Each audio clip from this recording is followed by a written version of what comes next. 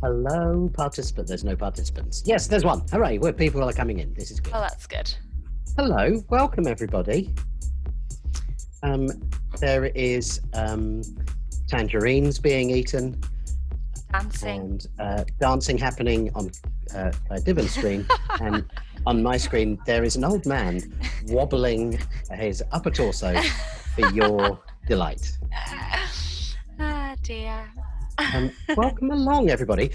If you would, we'll get rid of the PowerPoint in a minute, but just for the people who are entering a bit late, pop in the chat if you would. Oh, thank you. You've already started to do it. Hi, Andrew. How you doing? Make sure to change it to all panelists and attendees. Otherwise, it's only us that will see the lovely messages. That's not a message particularly for Andrew, who had already done that. Oh, no, he just sent it to all panelists. Bugger. Hello, Azim. That's brilliant. Suddenly the chat improved as Azim entered. Damn straight, Azim. Hello, everybody. Tell us, by the way, while you're saying hello, Claire has eaten a tangerine. This is good. I'll tell you what, I'm really loving the use of capitals as well, everybody. If we could have more messages shouted, that is going to be perfect. Oh, hello, Mr. Dog. The dog's here. That's also good. Should we see if we can get him on the camera? No, it's not going to work. Yeah, tell us what superpower you would choose. Previously from Flybe, Hannah, we're glad to have you here. Yeah, what superpower would you choose? I haven't even thought about this. Claire, have you thought about what superpower you might choose? Me, Claire? Really, Claire Carlile. Superpower. Nice.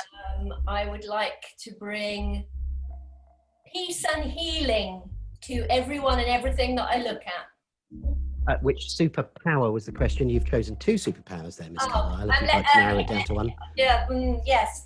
Well, healing or peace and peeling. Peace and okay, I'll give you those two.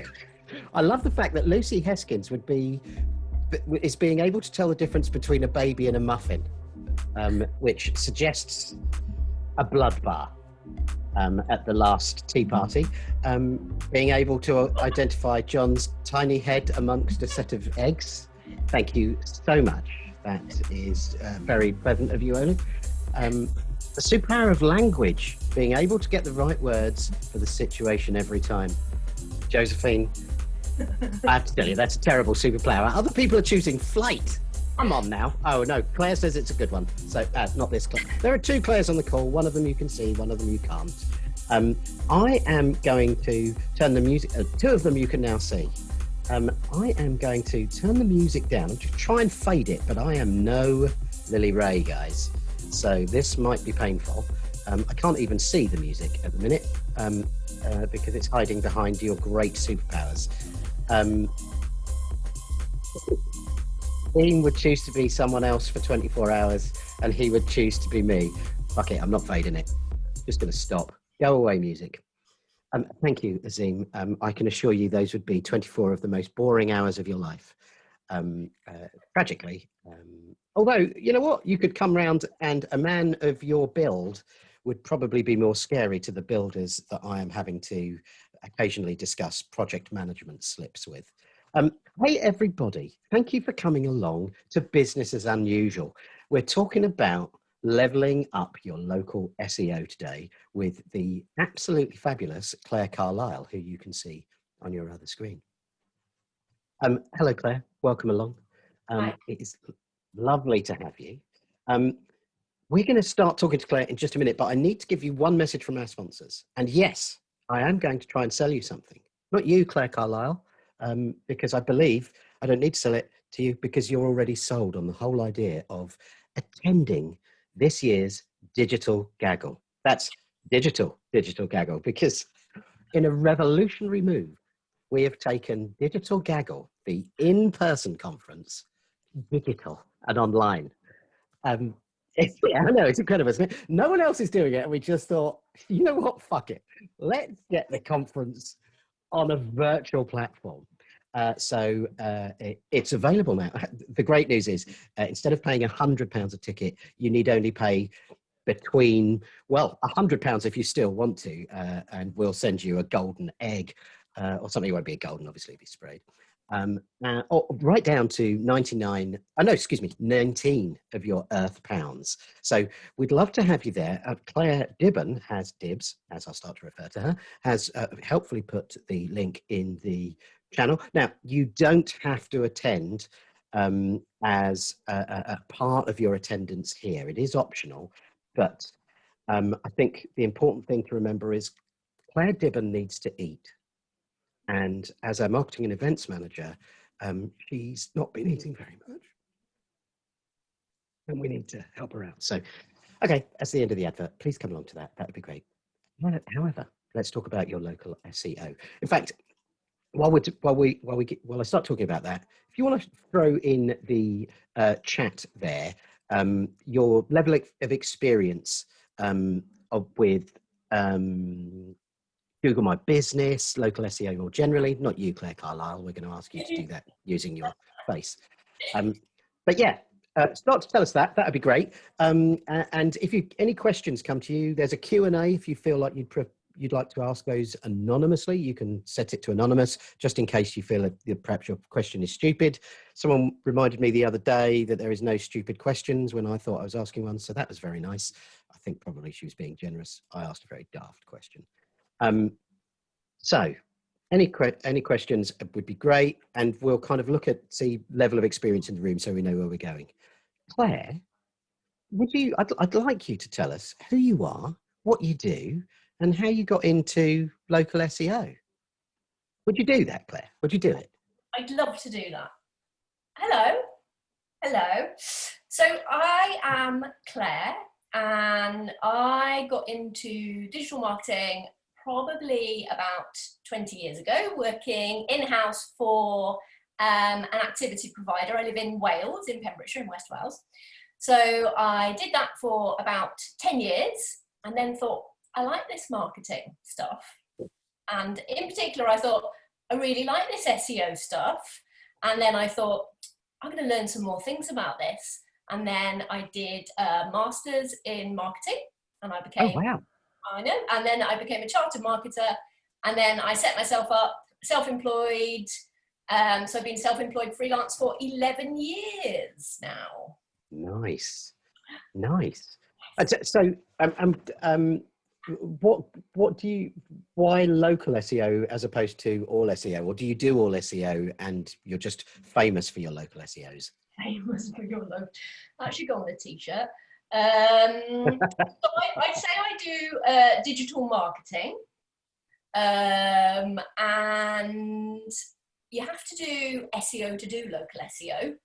So I really like local SEO because I tend to, and I have worked with quite a lot of businesses that either have a physical location or serve people in a specific area. So local SEO is pretty much an essential, can we call it a channel or a skill set for those businesses? So also it's a really, really nice niche to be part of, and it's full of some really great people. And that's one of the reasons that I like it.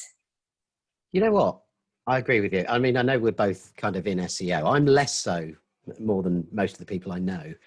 Used to do nothing but SEO, and now we're kind of a bit more inbound and CRM and marketing automation and Noisy Little Monkey as well. But the SEO community, local and normal, is that a thing? Normal community. Is there such a thing as a normal SEO? Probably there's a standard SEO. But yeah, so it's just so friendly, and so everybody shares so much, and it's just a lovely place to be. So we're glad to be part of it, and we're glad to have you on here as well.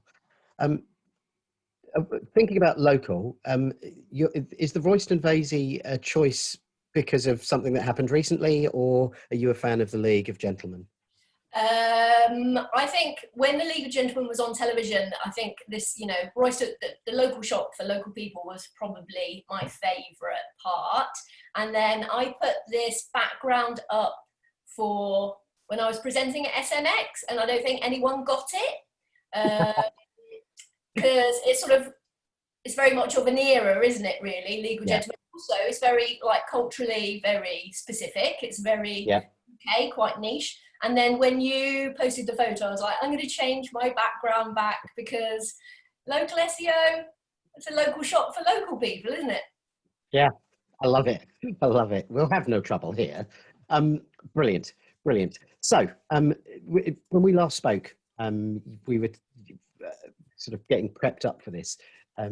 You were talking about how there's this concept of, not the concept, the fact that perhaps Google is becoming your new homepage, you being the business owner. Can you explain that concept for the people on the call? Yes. So, okay, no, I can't do that. Yes, yeah, well, I'll have a go at that. So it's sort of a bit of a multi-layered answer.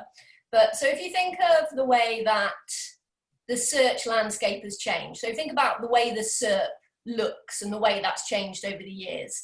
So, we know that increasingly Google is trying to answer people's questions or actually serve them in whatever way they want to be served right there in the SERP rather than sending them off somewhere else. So SERP is search engine results page, right? It certainly is, yeah.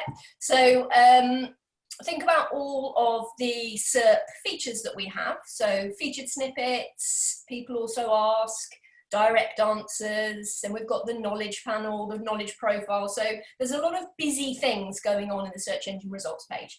So that's one thing, is Google is trying to keep them on there. So there's a concept of, it's a home page. People aren't necessarily going through to results because Google wants to keep them there. And then if anyone, thought that the sky was falling down last year when Rand Fishkin was talking about zero-click searches, zero-click, so increasingly, especially on the mobile, so I think it's up to 50% of searches don't result in a click-through to a website. Wow. Yeah, so, everyone's getting very excited about that. And then a lot of people that work in local search were like, this isn't a new thing, because people like Mike Blumenthal have been talking about Google as your new homepage, I think probably about 2015, 2017. But we're sort of used to those clicks being stolen away. If you think about how, when you search, you make a non-branded search and you get the 3-pack, yeah? So you're looking for an electrician in Bristol, you get your little 3-pack of results. Now, when you used to look at that, they all used to link through to the business website. Now, increasingly, and probably because small business websites were so awful, Google has very much changed the results. So you can get a lot of the information that you need right from the GNB profile. So you can click to call, you can get driving directions, you can read about services, products, you can also make a booking. There's lots of things that you can do from there. So in that sense, we've always been thinking about the fact that Google doesn't want to drive people through to our website anymore. They just want to get us to give the information to the potential customers and the customers right there in the SERP. And then the third layer is if you're making a branded search, so whatever your business is, you're looking for yourself. And then we think about the whole of the search engine results page in terms of, well, what can people see?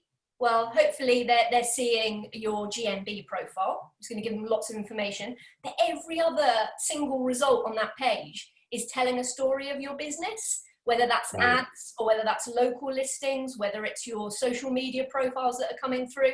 So it's seeing the SERP, the search engine results page, much more holistically and thinking about making sure you put your best foot forward to give people the information that they need, either to make a conversion right there in the SERP or encourage them to make that click through to your website or your entity or wherever you're trying to send that potential lead.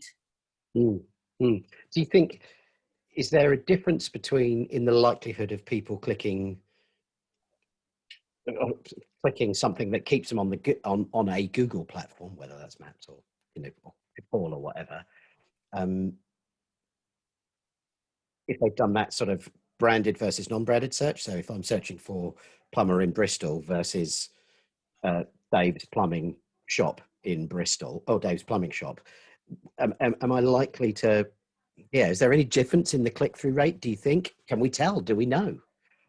Well, well, I imagine that there's going to be a greater conversion if someone's making a branded search anyway, because that's generic and across the board, isn't it, in terms of taking an action, one would imagine, because they're further down the funnel in whatever they're doing.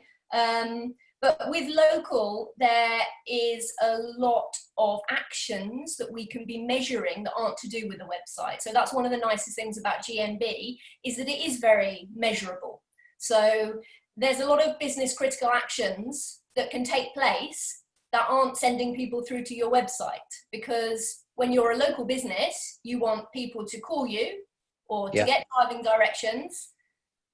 We can measure those things via GMB, and they have nothing to do with someone coming through to our website.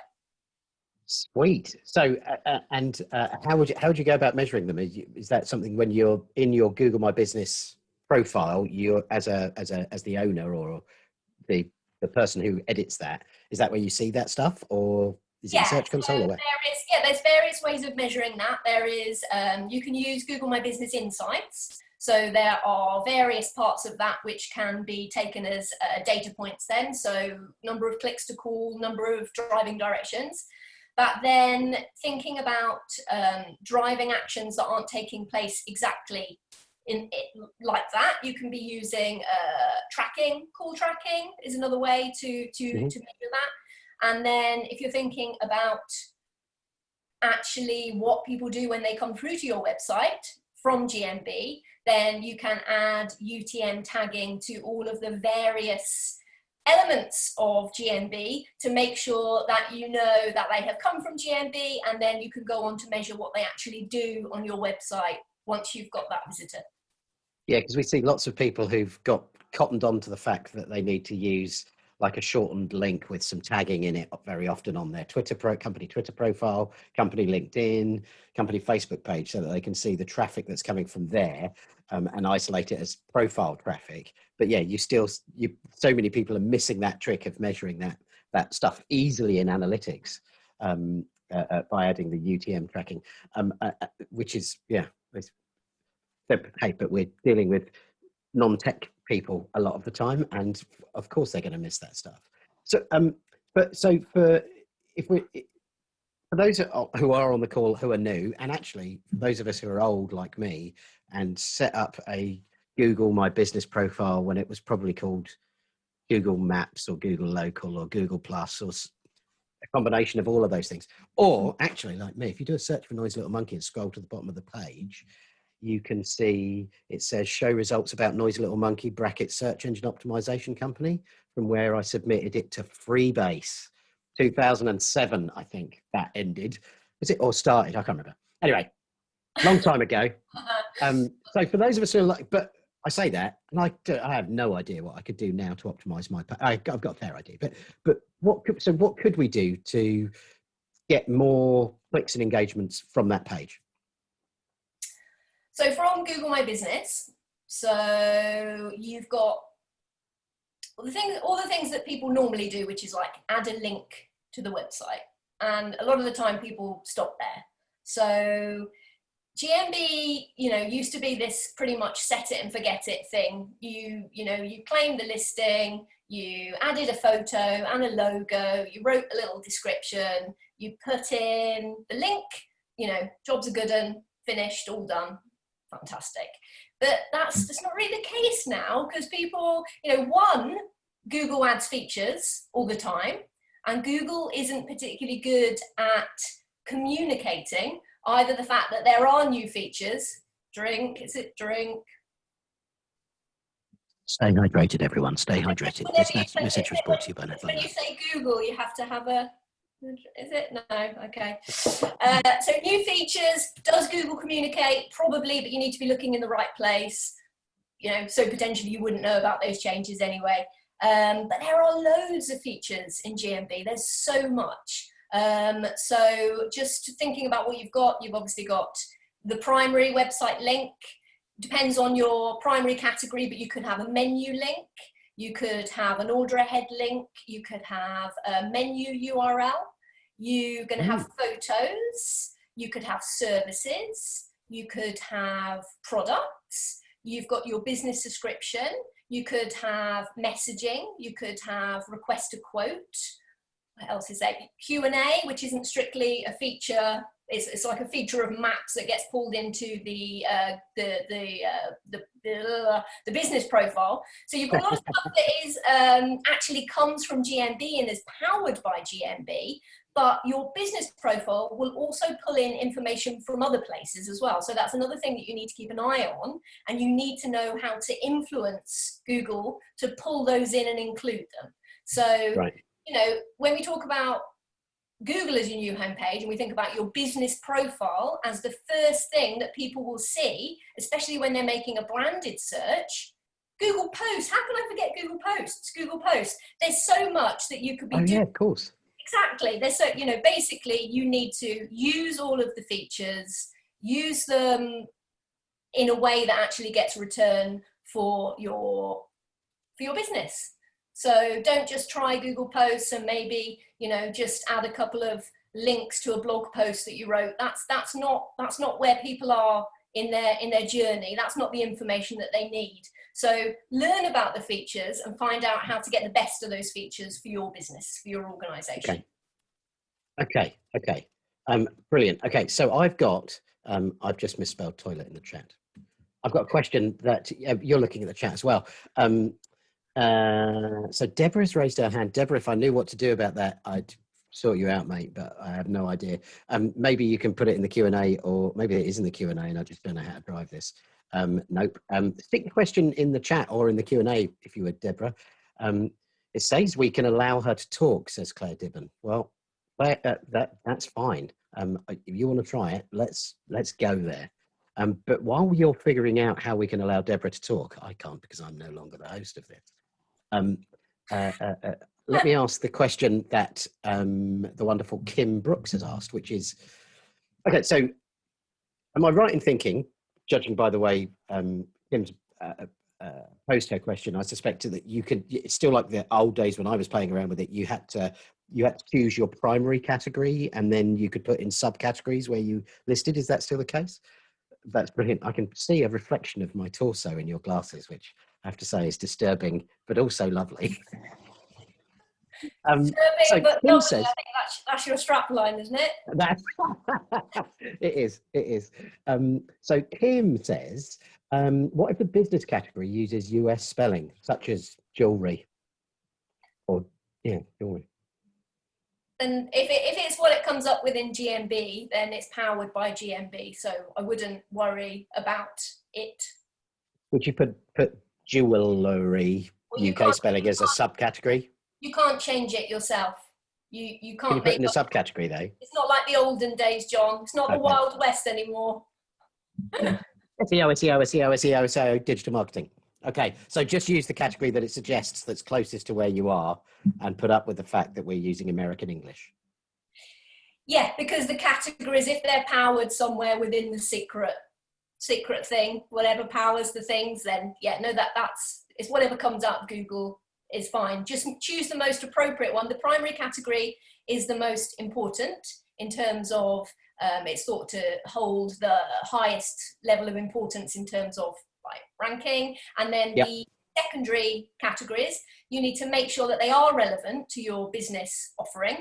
They don't hold as much power, but they do give Google a good indicator of what it is that you do as an organization or as an entity. That makes sense. Oh, that's cool. Okay. Thank you, Andrew Optimise there. Saying that he thought you had beautiful eyes, but it turned out to be my reflection. I would have to say, story of my life, really, that one. I'm going to see if I can figure out how to let Deborah talk. We've never done this before, so this is very exciting. I'm going to do that. Deborah, this is ever so much fun. Please. There'll be lots of difficult questions now, all the way through the. Is it? Is it? Oh. Deborah, two things, please. One, be very especially conscious that this is the first ever live question we've had on this, so it's got to be a good one. But also balance that with we don't want too difficult a question that's going to put Claire Carlile under too much pressure. So I'm trying to click the unmute button, and it doesn't seem to be doing anything. So Deborah, you may have to put your question in the chat. But hey, we tried. Scream it into the void, just like Claire screams. Do it "Fuck quite this loud. machine" We might into hear the you. void every time we do one of these sessions. Sorry, Deborah. We'll see if we can figure that out. Before we get on to another question, because we've got a couple in the Q&A. So we're talking about. So we were talking about maybe how does one, if we've got marketers or agencies on the call, how does one convince your client or your boss to go ahead and invest more time, resources, maybe money into local SEO? Well, I think that so if you're trying to get money, normally it's about demonstrating the return on investment, I guess. So it's a measurement piece, isn't it? So working out what it is, you know, what are these business critical actions that you need people to make, working out how you're going to measure them. But if we're purely looking at, you know, if you imagine there's already a measurement like piece in place in Google Analytics, and if you're using UTM tags, and then you are tagging those up properly that make sense in the context of whatever your measurement protocol is within the organization. And then you can be looking at, right, which parts of GMB is traffic coming from? What is that traffic doing when it gets to the website? Is it doing the things that we want it to do? Are there e-commerce conversions? Are people signing up for newsletters? Are they visiting key pages? Are they downloading a white paper? You know, so basically, if you think about what it is that you need people to do and what you can measure on the website, as well as those other things like, are we using call tracking? You know, are we using something like, say you had a bricks and mortar store, are we using coupon codes that help us to track leads that come from GMB and they're coming into store and they're actually presenting these to us, or they're using a QR code or whatever. So there are lots of different ways of tracking the impact that your GMB work actually does. So you've got the website and then you've got other pieces of the puzzle that fit together to help you monitor whether or not it's actually, like, you know, moving the needle. Is this traffic doing the stuff that you need it to do? Yeah.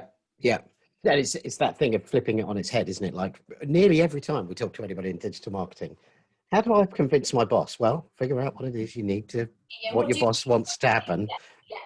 Then figure out how you measure that, and then figure out how you make it happen from the thing you're asking us to justify. I guess we'll come to Azim's question a bit later probably, but the question I wanted to ask is we're talking about a lot about Google My Business as it, like that's the only thing that we've talked about today. Are there other things I can do to help my business rank when someone does that non-branded local search? So non-branded local. Well, this is a big question, isn't it? Now, is it? You're giving me a big question. So if you're talking about local search, okay, you've got the map pack. Then you've also got organic local. So it's almost like you've got two separate algorithms there at play. So the reason that we talk about GMB quite a lot when we talk about local search is because a lot of the time people are focusing or thinking of the local pack, the 3-pack, and obviously GMB. Also, a lot of your website signals are very important as part of that algorithm. Your prominence, basically, it's like when we think of authority in you know, standard SEO, prominence is a little bit like authority, but when it comes to local businesses. So you can think about ranking in both of those places. So appearing in the map pack, the algorithm that we think of when we think in terms of that map pack, you've got proximity as a factor. So that's how close the searcher is to the businesses that are being listed. But when it comes to regular organic search, then that's your chance to rank outside of where you might have that proximity factor in play. So it's a big piece, but there are lots of different opportunities when you're thinking about local and having, you know, getting some sort of visibility within these sort of geographic searches. Right. Okay. And kind of along that topic then, if I've got loads of reviews, do I go to number one? Always. No. So great. Thanks for your time. All right. Bye-bye, everyone. All done. All finished. Pay for the reviews. Get 1,000. You've won SEO. So when it comes to the local pack, so we're talking about find a plumber in, or vets in Clifton, or solicitors in Reading, all of those types of searches that will give us a map pack, basically. Yeah. So, Google doesn't write a list and say, dear lovely marketers and people, these are all the things that you need to do in order for you to appear at number one. Sadly, it doesn't happen. So what do? We test, and we do little experiments, and we speak to people, and we see what works. So the local search ranking factors is sort of put together once a year. I think there was skipped a year. So it's Darren Shaw that puts it together. It was David Mim in the past. And so he talks to a number of marketers, local SEOs, and talks about what's, I keep saying moving the needle, but I listen to too many American podcasts, so I'll keep saying it. What's moving the needle for them? So reviews, unsurprisingly, they're important. They're important. So if you think about how we search and how important reviews are for us, when we use reviews to help us to make a decision about which business or which product, which service to buy. So reviews are super important for a number of different reasons. It's not just to do with ranking, it's to do with conversion, isn't it? So reviews are very, very important. And getting reviews, and if we're talking about the context of GMB, we need those to be Google reviews. But obviously we need lots of different types of reviews depending on the vertical. First-party reviews are also very important, but with regard to GMB, getting those Google reviews is super important, and developing some sort of review and feedback loop that allows you to collect those is super important. 2 questions. Oh man, that was good. This is great. I'm learning so much. Thank you. Thing one is, I've got two into my compliments. Thing one is, you said first-party reviews.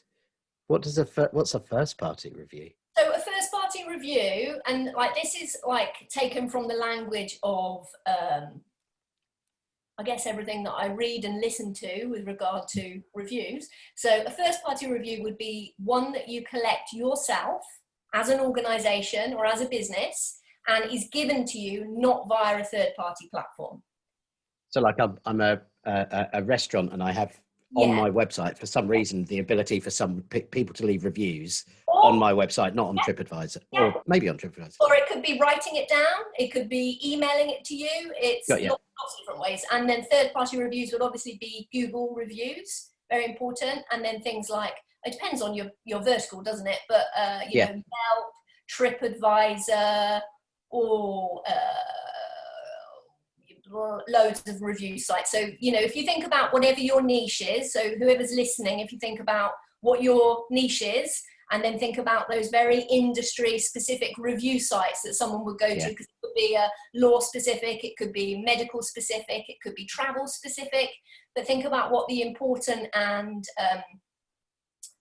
influential review sites are within your sector. Brilliant. So, and then that's really useful. I wish I could figure out how we could get rid of the 4-star review someone gave us on Facebook in about 2006. No, it wasn't that long ago, but it was like 2011, and someone said, "This is a nice Facebook page, John." I don't even know the lady. Weird. And they gave me a 4-star review for our Facebook page, which we don't even use. Anyway, so let's just all calm down. Me particularly. Oh, good timing on that question, Oli. So, Oli, question from me is, how do I get more reviews? Not me personally, that would be weird. Reviews. Yeah. This is me giving you a, can you see? What's that? It's a 5-star review for you. Yeah. You were upset about your 4-star, sorry. 4.5. Oh no, maybe it is a 4-star. I don't know. It's my aggregate review, isn't it? That's what it is. I've got because I bet my mum reviewed me on Facebook, and then that lady. You a 10, I'm sure. Oh yeah, absolutely, absolutely. Very, very easy woman to manipulate into a good review. So how does a business get more reviews? How do we encourage our customers to get more reviews? Is it? I guess it's again different by sector, but are there some rules that work? Are there some rules? Or some rules of thumb, perhaps? I would say is be sure that you're ready to ask for those reviews.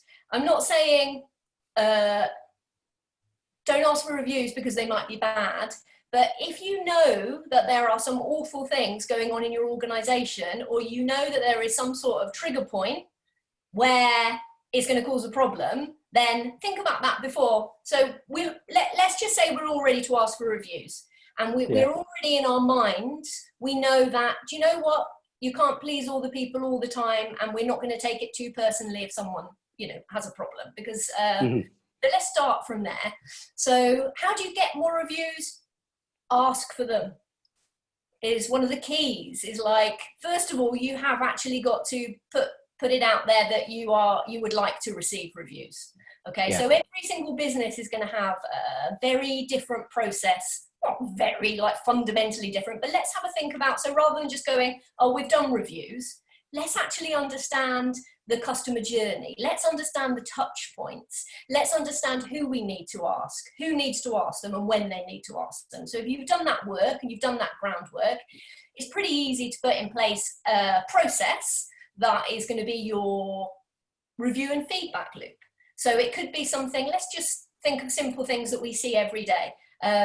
Somebody having a little poster by the till when you go to the till, you know, like us, review us, tell your friends, maybe with a QR code on it, take a photo of it.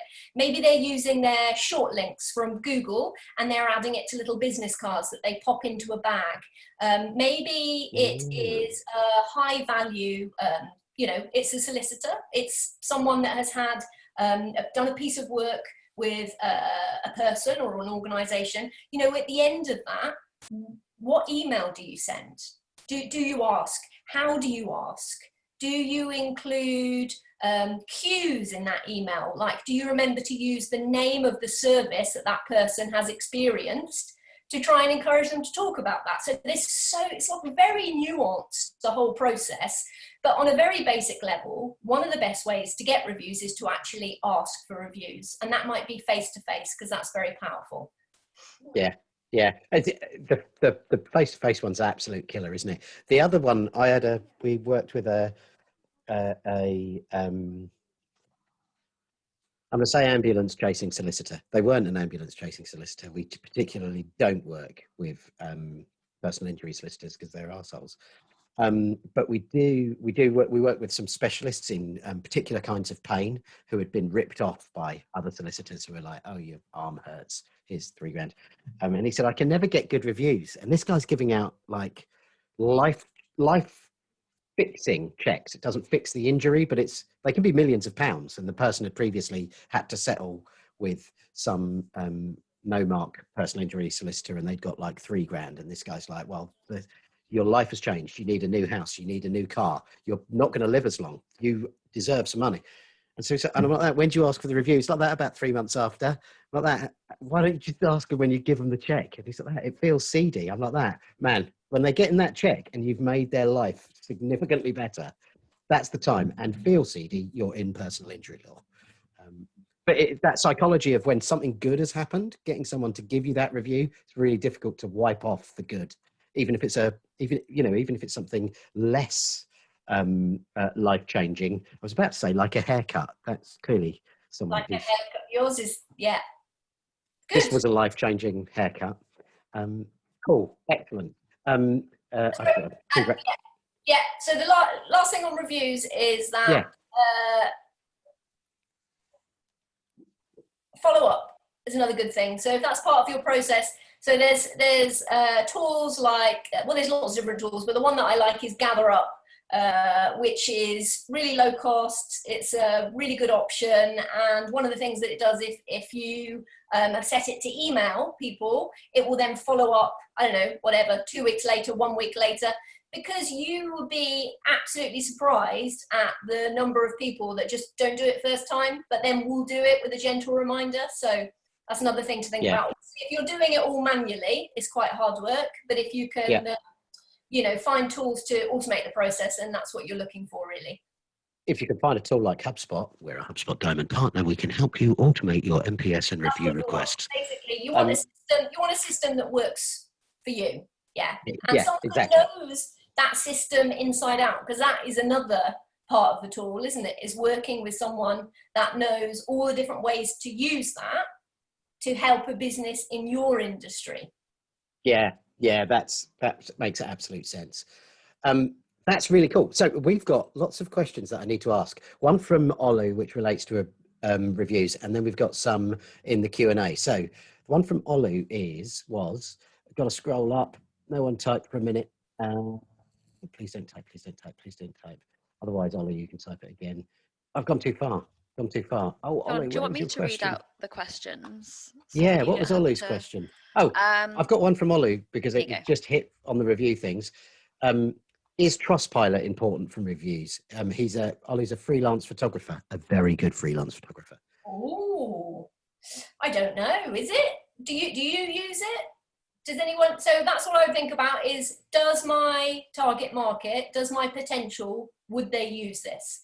And also, does this appear in the search engine results page when you make a search for either my brand or for a generic term that I want to rank for? So that will give you an indicator potentially of whether or not people are going to be using that as a tool to help them make a decision. But so I suppose worth also looking up a big competitor or two, see if they've got reviews from that platform showing as well. Maybe, but I'd say it depends on the search landscape, and also our knowledge of consumer behaviour with regard to our niche. So I don't know that much about Trustpilot, actually. Right. It's good for hotels, apparently. Is it? It's not. Good little man I am. I have to say, Olu, I think Claire's answer is really good, and actually, I don't think I see many freelance. Yeah, absolutely, way better than mine. You put me back in my box very gently, and it was delightful. Thank you. But yeah, it feels like Trustpilot is travel, and I don't know. No, Trustpilot is for lots of different stuff, but yeah, it doesn't feel like it's for freelance photographers. Thank you, Claire. So Azim, man I've never heard of. No, lovely Azim. Wanted to ask. Azim, handsome Azim. Sorry, say again, mate. I talked over you. Handsome Azim, I call him. Oh, isn't he? Hanzim. UTM tracking. How do you clear up broken UTM tracking that has been implemented by an old agency? Oh, what a question. Classic Azim. So I imagine that you're thinking of an agency that might have tagged things up incorrectly, and then that is balking what you see in Google Analytics when you try and put together your reports to say, this delivered this, this delivered this, this delivered this. Azim, is that what you're thinking of? Yes, I'm sure it is. So the way that I have dealt with that in the past is... No one has ever written 1000% balking in a sentence before. Thank you, Azim. The chat is on fire on this one. Got to watch out for that. You can do something like, what did I do? I used the case function in Google Data Studio. Ooh. To clear up. So what I did was like, okay, well, these are all the instances of the balked part. It's been called this, this, this, this, this, and this, and this. And if anything is called this, I then want it to become this. So basically, if you don't understand any of that, then just find someone that's really good at Data Studio that can just make you a simple report. But basically, what you're doing with that scenario is you're just telling Data Studio, I want you to take anything that's called these things, all the broken ones, and I want you to put them in this pot, the correct one, instead. So you can do that in Google Data Studio. I feel a very deep and meaningful geek love for you right now. Ooh. I've got quite the crush. Be still my beating heart. That was a beautiful answer about something really complex, explained superbly. And I'm sullying it with my words. Andrew has a question with proximity in mind. Thank you, Andrew. What do you say to businesses, clients that are based out in the burbs, but want to rank in the centre of variable city? What is it? What's he saying? What do you say to a client that isn't in the centre of a city? So let's say there's someone in the outskirts of Reading, a city we've already used as an example. They're on the outskirts of Reading, maybe they're in Slough or Bracknell, but they want to show up for something like Plumber Reading or whatever. How do you help them? How do you help them? What do you say to them? What do I say to them? I'd say, how much would it cost for you to get a bricks and mortar storefront in the place where you want to rank? Because in the map pack, so in those 3 local listings, proximity, in terms of proximity of the listed business to the searcher, if you're looking to meet the needs of people that are obviously in that area because they want a plumber, then that's the best way. So you are not going to appear in that map pack if you are 10, 15, 8, 5, 6 miles away. But what you can do is think about, we spoke about this before, the organic results. So a lot of service area businesses, so people that serve people in the people's locations, will have a website that is well optimized in terms of areas we serve. So they could have pages, and I don't mean sort of spammy, boilerplate pages for every single town in the UK, you know, plumber in Birmingham, plumber in Moseley, plumber in blah, blah, blah. But if it's actually, you know, well targeted, well crafted, unique landing pages for those neighborhoods, then that's a way, that would be a strategy and a way for them to sort of earn some visibility in those organic results. Brilliant. That's it. But in truth, if they really want to show up in the map pack, it's very, very difficult to spoof or kid that thing, right? Well, no, it's not very difficult, but it's against guidelines. It's very easy, but it's against guidelines. Right. And we don't want to get a penalty or something. We don't want to. If you're just, you know, if you're a real business that's interested in your long-term longevity in terms of your brand and your customer base, then, you know, check how much is it going to cost to get a little. I don't mean a virtual office. I mean a real office. Yeah, not just something that Google goes, oh, that's where everybody gets their post sent. Yeah, cool. Okay. Thank you. I hope that answered your question, Andrew. Oh, you've got another one. He's got another one. Let's Claire, am I all right going through these? I tell you what, I'm going to take your answer on that, Claire, and I'm hoping you're saying yes. I mean, you're doing it, so crack on. Okay, cool. So we've got, would you recommend a business that is in the burbs, switches to being a service area business? Did we answer that in the last bit? I'd say no, because Andrew's then talking about service area businesses. So if you're, this is quite local SEO-y now. So if you have, that's why we got you on. Yeah, if you have, so say for example you are, we keep coming back to services. Say you do mobile massage. Well, it's funny you say that, but this is going to be really pertinent to me. Okay. Business has been hard. You do. Can we think of something else? Let's think of a service. I'm just going to go with that. Okay. So mobile massage. Okay. Mobile massage, or a sports therapist, but you're mobile. Sports therapist, mobile. Okay. It means that you go to people's locations to serve them. Okay. All right. You don't have a physiotherapy practice. exists, okay? So you're a service area business, but normally when we think of service area business, it's things like plumbers, electricians. They don't have an actual bricks and mortar storefront. So if you are a pure service area business, when you set up Google My Business, you hide your address. Yeah. But Google still uses your address to help them approximate or give proximity. Okay, so just because you set your service areas to, you know, Wales, UK, Bristol, and Slovakia, doesn't mean that you'll suddenly rank in those places. Okay. So if you are in the burbs and you switch to being a service area business, you will still be the home address or whatever you used, your hidden address, will still, you know, basically that will be where your proximity is. But why would you change to a service area business purely? Probably not, because then you won't even have a map pin. So if you're a service area business, people won't be able to see you on the map because you won't actually have a pin. Right. Yeah. So you would not recommend that?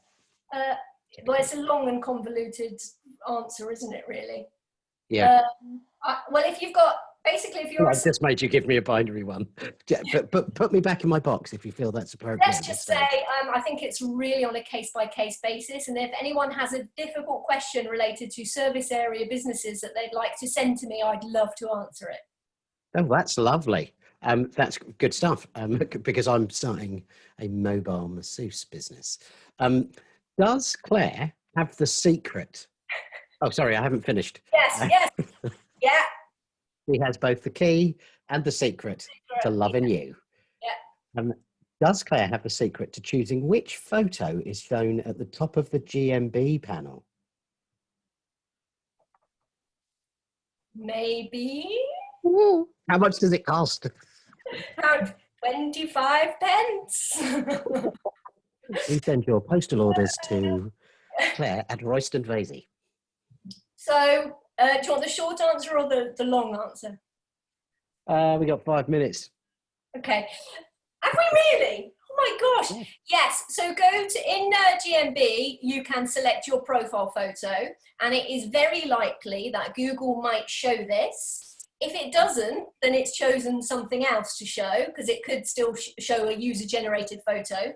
So it needs to go and look at the Google guidelines, needs to be the right size, right resolution. Sometimes they prefer outside photos rather than inside, but I guess that's probably specific to the niche, because if you're a plumber, you're not going to have an outside photo, are you? It's going to be you probably servicing someone's boiler.